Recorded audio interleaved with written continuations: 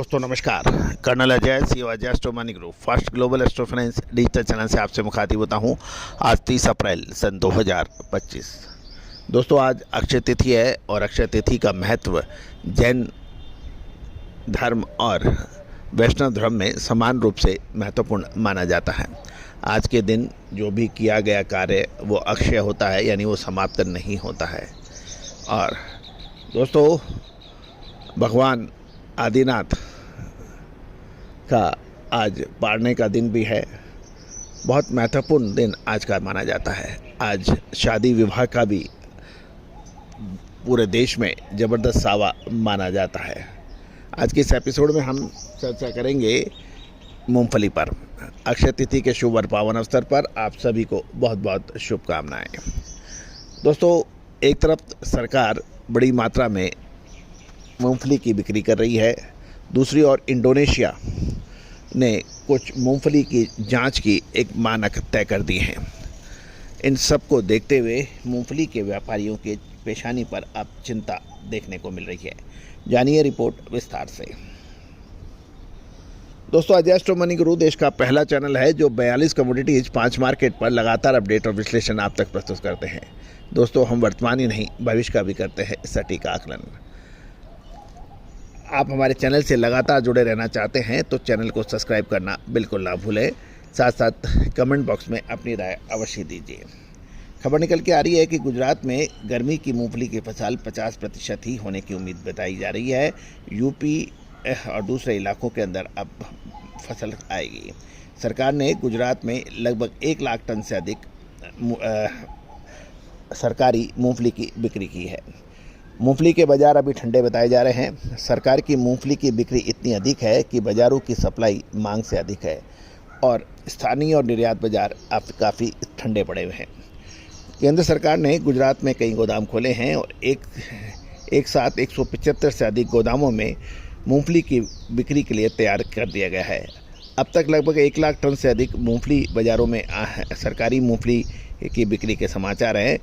और यदि व्यापारी को कहना है कि यदि सरकार वर्तमान दर पर ही मूंगफली बेचना जारी रखेगी तो संभावना है अगले 1 महीने में बाज़ार में लगभग 2 लाख टन सरकारी मूंगफली बाज़ारों में आ जाएगी। सरकार जिन गोदामों को बिक्री के लिए रखती है उनमें से अच्छे गोदाम जल्दी बिक जाते हैं और जहां तक जिनकी फैक्ट्रियां नज़दीक हैं वे भी सरकार से मूंगफली खरीदते हैं। उम्मीद है कि सरकारी मूंगफली की बिक्री जल्द फिनिश हो जाएगी। सरकारी मूंगफली की क्वालिटी भी अच्छी बताई जा रही है। गौरतलब है कि खबर ये भी निकल के आ रही है कि इंडोनेशिया ने एफ्लाटॉक्सिन के संबंध में नए नियमों की घोषणा की है और नियमों की घोषणा के कारण 50% मूल नमूनों का परीक्षण किया जाएगा। इसके अलावा इंडोनेशिया ने अपनी सभी पुरानी लेबोरेटरीज बंद कर दी हैं और नई लैब को मंजूरी दे दी है, इसलिए लागत बढ़ सकती है। इस स्थिति में हर मूंगफली दाना निर्यातक अभी असमंजस की स्थिति में है क्योंकि नए इंडोनेशिया नियमों के कारण मूंगफली दाने के बाज़ार में बायर अब काफ़ी कम एक्टिव बताए जा रहे हैं। सिंगदाना बाज़ार में टीजे के बनासकांठा के दाम 84 से 78 रुपये है और मध्य प्रदेश और उत्तर प्रदेश के दाने के दाम 81 रुपये से 70 रुपये है। बाज़ार में बोल्ड दाने की मांग नहीं है और 40 से 50 काउंट का भाव 75 से 76 रुपये बताया जा रहा है। मूंगफली इस समय काफ़ी अच्छी बिक रही है और बाज़ार में सप्लाई भी अच्छी है क्योंकि सरकार बड़ी मात्रा में बिक्री कर रही है। दूसरी ओर चीन की ओर से कोई विशेष मांग नहीं है और मूंगफली तेल का भाव $1510 से $1520 के बीच है, लेकिन कोई विशेष कारोबार की खबर नहीं मिल रही है। गुजरात में ग्रीष्मकालीन मूंगफली की फसल केवल 50% आने की उम्मीद है क्योंकि इस वर्ष कैरी ओवर स्टॉक यानी पुराना स्टॉक काफ़ी बड़ा है और गर्मियों में कोई बड़ी कमी की संभावना कम नज़र आ रही है। मूंगफली दाना बाज़ार में बड़ी गिरावट की संभावना कुछ व्यापारी कम लगा रहे हैं क्योंकि मूंगफली के दाम काफ़ी नीचे ऑलरेडी आ चुके हैं। कीमतों में अस्थायी गिरावट का कोई संकेत हो सकता है, लेकिन बाज़ार में चने के भाव में 2 से 3 रुपये के उतार चढ़ाव भी देखा जा रहा है। इंडोनेशिया वर्तमान में भारत का सबसे बड़ा मूंगफली दाने का खरीदार है। यदि एफ्लाटॉक्सिन का समस्या हल हो जाती है तो ये कोई बड़ी समस्या नहीं होगी। हालांकि इस बात की संभावना है कि ये संभावना जल्दी ही सॉल्व की जाएगी।